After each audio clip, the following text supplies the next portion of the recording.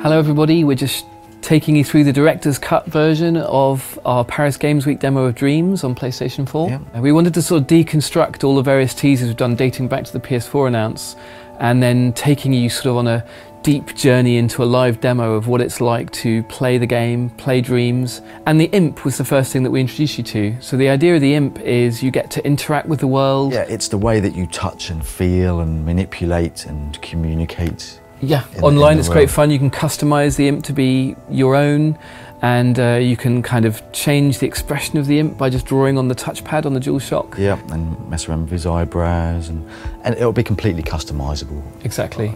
So you can make it your unique mascot, if you like. And the thing about Dreams that we showed in this demo is that there's many kinds of gameplay. So different dreams have different rules. So the author of a dream gets to set, or the dreamer of a dream. The dreamer of a dream gets to say what the rules are. And in this opening sequence, it's a very tactile feeling thing. You get to basically move things around using the Imp. Yeah. And what we're sneakily doing is introducing you to that's how you create things as well, isn't it? I mean, yeah, exactly. It's a cursor. It's a glorified cursor. It's a very posh, fluffy, squishy cursor. In this level, the rules are wide open, and there's this little character here called Frances. We can possess her, and Mark can then directly control her, both using the left stick to make her walk around, but also just by moving and emoting and... Exactly, so you can be much more kind of expressive, and you know, you can kind of sneak and sort of peek around corners, and you can really kind of perform. And then of course the other side of this level is that it's not very large to begin with, and so what the dreamer of this dream has done is that they've created collectible items, in particular a woodshed and a tree, that allow you to extend the level. And the tree was sort of a cosmetic item, but I think the exciting thing about the woodshed is that it's not just an ornament to make this place look better. It's actually, you place it down and then discover that you can actually go inside it to another place. Yes. So this was the first introduction, the demonstration of something we call, well, we currently call them links, to kind of remind you of what it might be on the web to move from website to website. But the thing is that when you do that in Dreams, it's so much more magical, because it's like traveling through a portal or a doorway.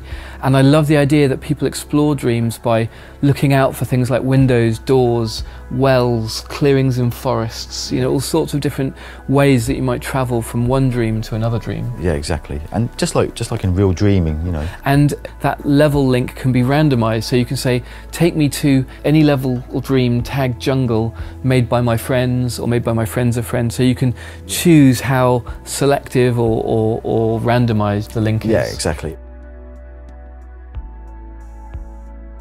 This level is a much more traditional kind of puzzle platformer type of level, and what Mark had to do as he possessed this character Frances and ran around as this little Frances character was, he was trying to find a way to get up to the cool flying books, and the only way he could do it was through a secret door with a sort of combination lock. So that's a very sort of simple example of using the Imp and the sort of tactile interactions in the world that are, you know, very intuitive and physical. All of the sort of logic and construction of the rules of how the door opens, it's really easy to do. So it can go from just as simple as searching for door with secret lock. Yeah, you can find one that someone's already made for you, basically. Exactly. The wonderful thing about Dreams is you can collage the work of others. So if you don't feel up to building some fancy logic, you can do it by just using someone else's stuff. Or you can use our electronic system, which is very easy to get into. Yeah, it's very similar to what we did in Little Big Planet. Yeah. Obviously, we've made it better where we could think of improvements and things, but it's coming from the same kind of place. So the idea with Dreams is that we both go easier to use if you just want to use someone else's things, and also deeper. So it's kind of like tackling both sides. Anyway, so you go through the door that you found, and you find yourself in this gigantic kind of auditorium-y, strange place, too big to climb up yourself. But luckily there's a giant just hanging out, having a snooze. And this is to sort of sow the seed in people's minds, hopefully, that, you know, the range of kind of characters that you can create in this is is infinite, essentially. Exactly. So many games have customization of characters, but we actually have creation of characters. You can build characters from scratch, or you can customize others that you find, whether it's part of the gameplay experience or part of the creative experience.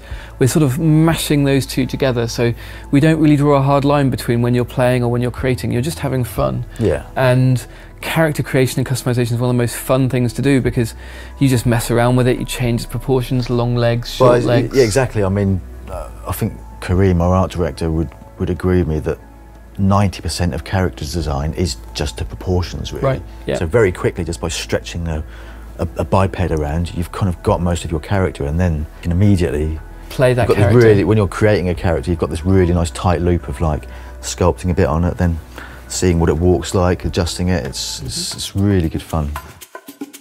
And actually that leads us into the sort of climax of our Paris demo, was going into that depth of playing and creating even more so when you go online, because when people join you in your level, you don't all have to be doing a platform mechanic. In this case, Cake World, the rules are that people who join after the first player get to, you know, assemble fruit bowls. And yeah, I mean this is a dream where somebody's kind of pretty much opened up all of the rules, if you like. It's like a sandbox level. Yeah, it's like a sandbox. They're literally, these people are constructing a level whilst there's someone in there actually testing it. One of the things I think we didn't celebrate enough about Little Big Planet was a lot of people just played around and messed around in this create mode as if it were a sandbox, and it wasn't about publishing a particular dream or a particular level in Little Big Planet. And it's the same, even more so in dreams, of like, if you just want to muck around with your friends and, you know, they can build a cake highway, or in this case a breadboard of doom and carve faces into it, that's fun in itself. That's part of the joy of dreams. It is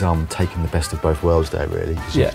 You could use all of these tools to create very traditional games as well. You know, you could use this to create a racing game or a shooter game or Platformer, some new kind of genre that doesn't exist yet, if you like. And that's the thing about dreams. When people say, what is it like to play dreams? The real answer is, it's going to be this journey, the exploration of the Dreamiverse, but the individual dreams can have their own rules, and we won't know what rules you choose until we get this out there and you guys and girls get a go. And I think that leads into our beta trial next year. It'll be very exciting to see what you do with it, and we'll be responding. It's not like a fire and forget.